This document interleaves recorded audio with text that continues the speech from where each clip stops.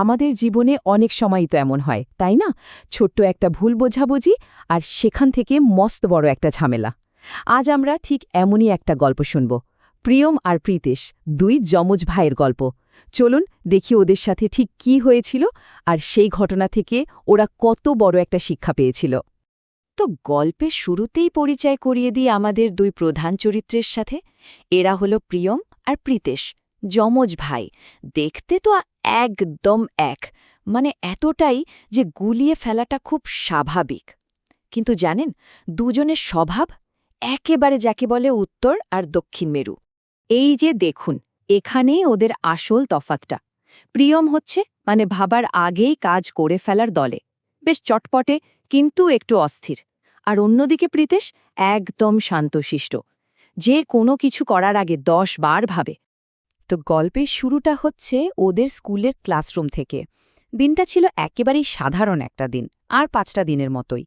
সবাই নিজের মনে কাজ করছে, কেউ আঁকছে, কেউ লিখছে, কিন্তু কেউই ঘুণাক্ষরেও টের পায়নি যে একটু পরেই ছোট্ট একটা ব্যাপার থেকে একটা বিশাল কাণ্ড ঘটতে চলেছে। একবার ভাবার চেষ্টা করুন তো দৃশ্যটা। একটা ব্যস্ত ক্লাসরুম, সবাই নিজের খাতায় ঝুঁকে ছবি আঁকছে।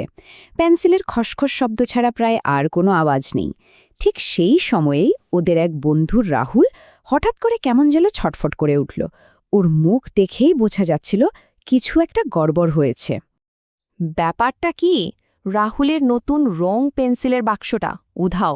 সে এদিক ওদিক খুঁজছে কিন্তু পাচ্ছে না। ব্যাস, মাথায় হাত। আর সেই ঘাবড়ে যাওয়ার চোটেই সে এমন একটা প্রশ্ন করে বসল, যেটা থেকেই কিন্তু সব ঝামেলার সূত্রপাত।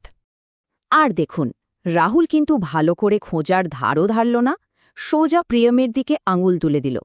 বলে বসল, প্রিয়ম, আমার পেন্সিলটা তুই নিয়েছিস। ভাবা যায়, কোনো প্রমাণ নেই, কিচ্ছু নেই, স্রেফ সন্দেহের বসে একজনকে চোর বানিয়ে দিল। এই কথা শুনে প্রিয়ম তো একেবারে আকাশ থেকে পড়ল। রেগে গিয়ে সঙ্গে সঙ্গে প্রতিবাদ করল, আরে না, আমি নিইনি। তো যখন পরিস্থিতি গরম হয়ে উঠছে, ঠিক তখনই এগিয়ে এলো প্রীতেশ। সে কিন্তু মাথা গরম করল না, খুব শান্তভাবে রাহুলকে বলল, একবার নিজের ব্যাগটা ভালো করে দেখ না আগে। কিন্তু কথায় আছে না, মুখ থেকে কথা একবার বেরিয়ে গেলে আর ফেরত নেওয়া যায় না। রাহুলের ওই একটা কথাতেই যেন আগুনে ঘি পড়ল। ক্লাসের যে শান্ত পরিবেশটা ছিল, সেটা এক মুহূর্তে গায়েব হয়ে গিয়ে একটা চাপা টেনশন তৈরি হল। আর তারপর দেখুন কিভাবে ঘটনাটা গড়াতে শুরু করল। প্রথমে শুরু হলো কানাঘুষো, কয়েকজন নিজেদের মধ্যে ফিসফিস করতে লাগল। প্রিয়মও তখন নিজেকে নির্দোষ প্রমাণ করার জন্য চেঁচাচ্ছে। ব্যাস, অল্প সময়ের মধ্যেই পুরো ক্লাসরুমে একটা থমথমে পরিবেশ। আর এই পরিস্থিতির মধ্যেই আরেকজন ছাত্র বলে বসল, আমি কিন্তু দেখেছি প্রিয়ম ওর ডেস্কে কি যেন একটা রাখছিল। ব্যাস, আর যায় কোথায়? এই একটা কথায় যেন প্রিয়মের বিরুদ্ধে সবচেয়ে বড় প্রমাণ হয়ে দাঁড়াল। পরিস্থিতি আরও ঘোরালো হয়ে গেল। তো ঝগড়াটা যখন একেবারে চরমে, পরিস্থিতি প্রায় হাতের বাইরে চলে যাচ্ছে, ঠিক সেই সময়ে ক্লাসে এমন একজন এলেন যিনি এই জট ছালাতে পারতেন, আর সত্যিটা কি তা বের করতে পারতেন। তিনি আর কেউ নন, ওদের ক্লাস টিচার। ক্লাসে ঢুকেই এই গণ্ডগোল দেখে তিনি বিষয়টা আঁচ করলেন। এক থমকে সবাইকে চুপ করিয়ে দিলেন আর জানতে চাইলেন ঠিক কি হয়েছে। তিনি কিন্তু ওর কথা শুনে কোনো সিদ্ধান্তে এলেন না, বরং একদম সহজ আর যুক্তিসঙ্গত একটা কাজ করলেন। সোজা রাহুলের কাছে গেলেন আর ওর নিজের স্কুল ব্যাগটা খুলতে বললেন। আর যেই না ব্যাগটা খোলা হলো, কি দেখা গেল বলুন তো? ওই তো, রং পেন্সিলের বাক্সটা রাহুলের নিজের ব্যাগের ভেতরেই রয়েছে। মানে এতক্ষণ ধরে এত কাণ্ড, আর সমাধানটা ছিল হাতের মুঠোর মধ্যে। এইবার রাহুলের মুখটা একবার ভাবুন, লজ্জায় একেবারে লাল। ও বুঝতে পারল যে কি বিশাল একটা ভুল করে ফেলেছে। মাথা নিচু করে স্বীকার করল, ওহ, আমি তো নিজেই ওটা ব্যাগে রেখে ভুলে গেছি।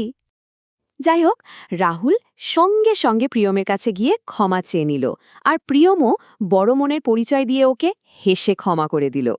এই ছোট্ট একটা ঘটনা এটাই শিখিয়ে দিল যে শুরুতেই যদি একটু মাথা ঠান্ডা রাখা যেত, তাহলে এই ভুল বোঝাবুঝিটা হয়তো হতোই না। তো এই যে পুরো ঘটনাটা ঘটল, এ থেকে আসল শিক্ষাটা কি পেলাম আমরা?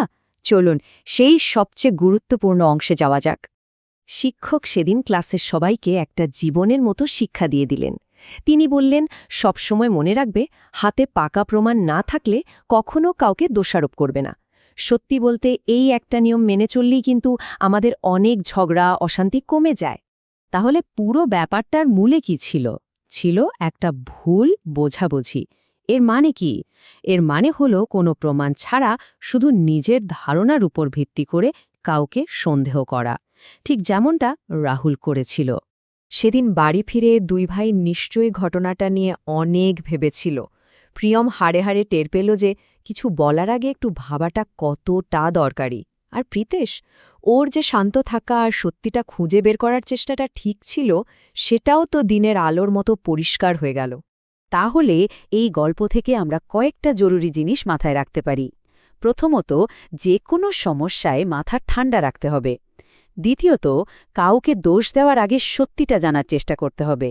আর সব শেষে মনে রাখতে হবে, ছোট্ট একটা যাচাই অনেক বড় একটা ঝামেলা থেকে বাঁচিয়ে দিতে পারে। আর তাই আজকের এই আলোচনা শেষে একটাই প্রশ্ন সবার জন্য রইল। হুট করে কোনো সিদ্ধান্তে ঝাঁপিয়ে পড়ার আগে আমরা কি পারি শুধু এক মুহূর্তের জন্য থামতে, একটু ভাবতে? কারণ কে জানে, ওই এক মুহূর্তের ভাবনাটাই হয়তো পুরো পরিস্থিতিটাকে বদলে দিতে পারে।